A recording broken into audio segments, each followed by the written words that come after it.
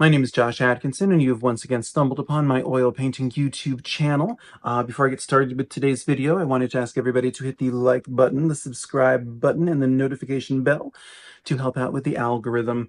All right, so today we're going to be, oh, nice, yeah, good painting.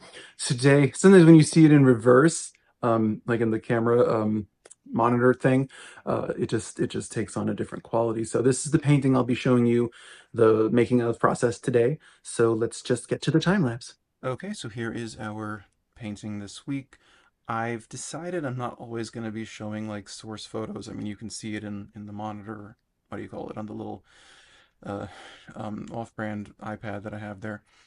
Um, but given that I'm distorting, abstracting, whatever the right word is, there's really not so much point in showing like the source photo. So anyway, if you are familiar with my channel, then you may have noticed that my most recent videos have all been realist still lifes because I was trying to, um, I'm always very all or nothing, so I was trying to um, pivot toward realism in an effort to make things that would sell.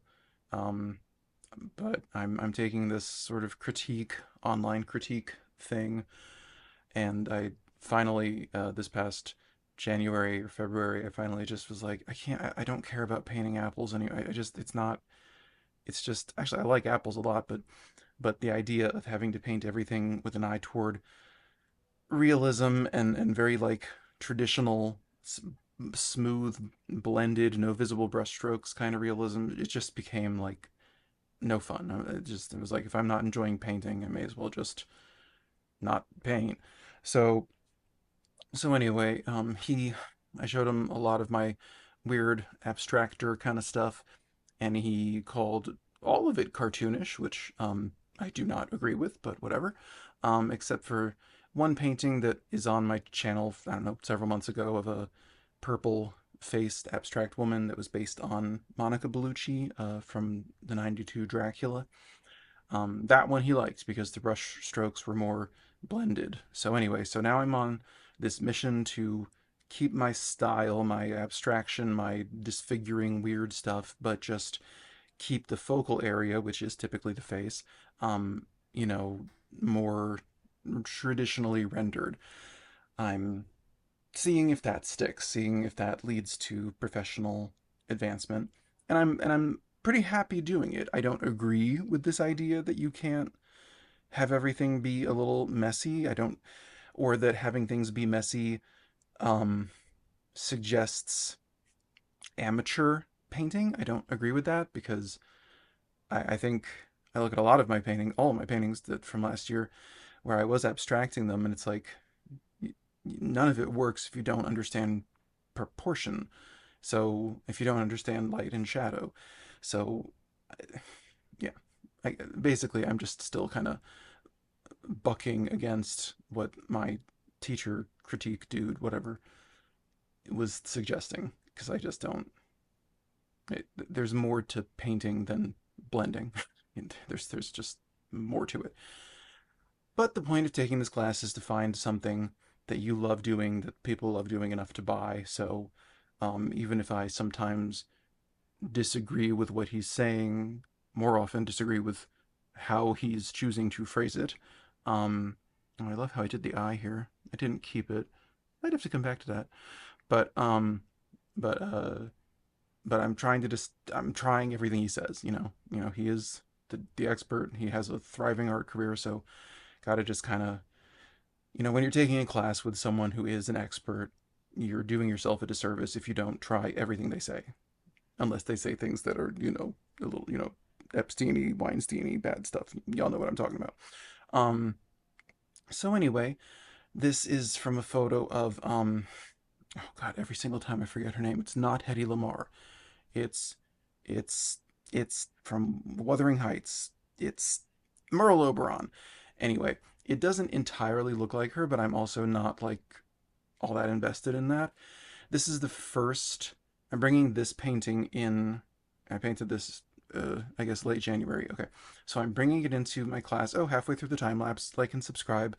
It'll count in heaven, karma, something. Anyway, uh, I'm bringing this painting in as the first test class of like, is he going to like this, or was it just that one purple lady that he liked, and everything else I do is always going to be terrible in his eyes?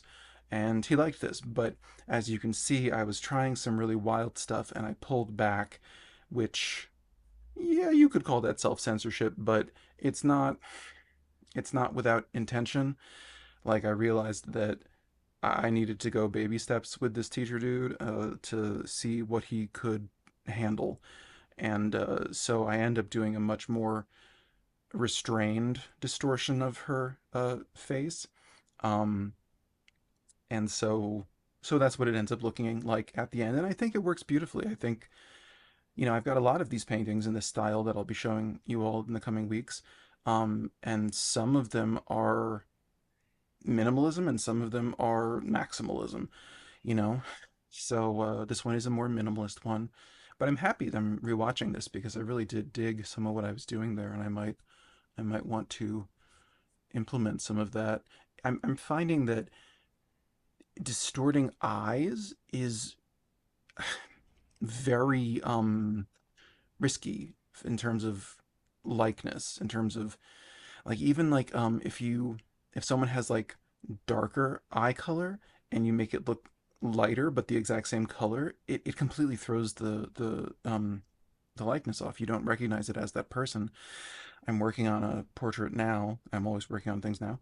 I just finished like 3 self-portraits, which was lots of fun, but y'all will hear about that later.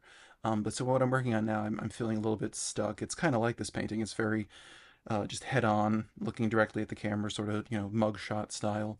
And and yeah, I think that some of what I was doing here might help me there. But anyway, but I was testing out eye stuff, like eyeball stuff, and it really just kind of takes the soul out of the painting. I don't want to say that that's always the case, but I'm developing a theory that if you don't have at least one eye that's pretty recognizably an eye, it might be harder for people to emotionally connect to your work, which unfortunately is something that I have to think about because I'm already painting things that are so niche, that are not for, the average person at an art fair. My favorite thing about this art critique class thing, I hesitate to call it a class because he's not really teaching. He's sort of just critiquing and like, pointing you in certain directions. Um, but my favorite thing is that he said I would be wasting my time at art fairs, and so I'm not going to go to any this year, and hopefully I'll never go to any ever again. At least as a merchant, I'm perfectly happy to go as a viewer. Except that's not true because they always happen in the summer, and I don't like leaving the house in the summer. It's disgusting. So anyway, yeah, this is kind of we're wrapping it up. I love this painting. I liked the weird stuff I did, but I also think that this just show you that sometimes just something subtle, for lack of a better word, something less extreme, can really have impact. So anyway, this painting is called Minerva's Toll. It is an 11 by 14-inch oil painting on a canvas panel. So then, yes, that is how I arrived at this portrait, which I've been calling things like this kind of abstract, and I still prefer that term, but it is maybe more along the lines of like surrealistic or surrealism. A lot of people say abstract, but they're actually talking about non-representational, like Jackson Pollock, Mark Rothko kind of stuff. Abstraction is when you take something recognizable and you rearrange its elements to turn it into something new, but still recognizably that thing. Think Picasso's guitars and stuff.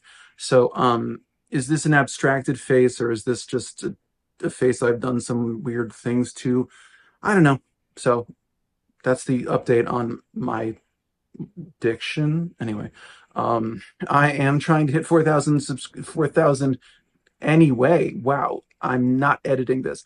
I am trying to hit monetization, which requires 4,000 hours watched.